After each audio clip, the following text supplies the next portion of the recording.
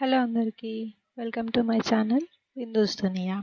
ఈరోజు మనము summer Utsav Mela 2024 Prasad IMAX పక్కన పెట్టారండి.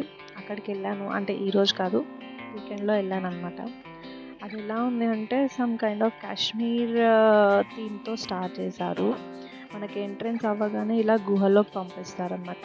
గుహలాగా ఉంటుంది, బట్ అంత ఏం లేదు. లోపలికి వెళ్తే కంప్లీట్గా ఫ్లెక్సీస్తోనే నింపేశాడు అనమాట. విత్ గ్లాస్ కవర్ చేసేసి అన్నీ ఫ్లెక్సీ వేసి పెట్టేశాడు. జనం మాత్రం చాలా అంటే చాలా ఎక్కువ ఉన్నారు. మీరు వెళ్ళాలనుకుంటే మాత్రం వీకెండ్స్లో అస్సలు వెళ్ళకండి. చాలా అంటే చాలా ఎక్కువ ఉన్నారు జనాలు. ఎంట్రన్స్ అవ్వంగానే మనకి ఇక్కడ ఫిష్ అక్వేరియం పెట్టాడు. అది చాలా బాగుంది. అండ్ తర్వాత చూస్తున్నారు కదా, అది మొత్తం ఫ్లెక్సీసే అనమాట. మనకి గ్లాస్తోని కవర్ చేసేసాడు, ఎవరు లోపలికి వెళ్ళడానికి లేకుండా.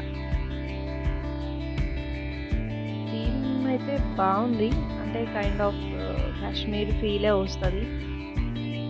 కానీ ఏంటంటే మనం దాన్ని టచ్ చేయలేమో, చూడలేము. ఆ రియల్ ఎక్స్పీరియన్స్ అనేది డిఫరెంట్ ఉంటుంది కదా ఎంతైనా.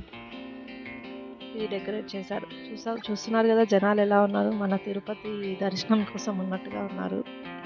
కంప్లీట్గా ఫ్లెక్సీస్ అనమాట. ఫ్లెక్సీస్, ప్లాస్టిక్ ఫ్లవర్స్ అవన్నీ పెట్టి సెటప్ చేశాడు. సెటప్ అయితే బాగానే ఉంది. సమ్మర్లో పిల్లలకి ఎక్కడికి బయటికి తీసుకెళ్ళాలి అని అనుకుంటే మాత్రం తీసుకెళ్ళచ్చు. కాశ్మీర్ ప్లాస్టిక్ యాపిల్స్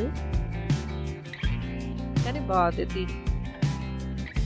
జనం అయితే చాలా అంటే చాలా ఎక్కువ అంటే చాలా అన్కంఫర్టబుల్ ఫీల్ అవుతారు. చిన్న పిల్లలు అలా ఉంటే వీకెండ్స్లో మాత్రం అస్సలు వెళ్ళకండి.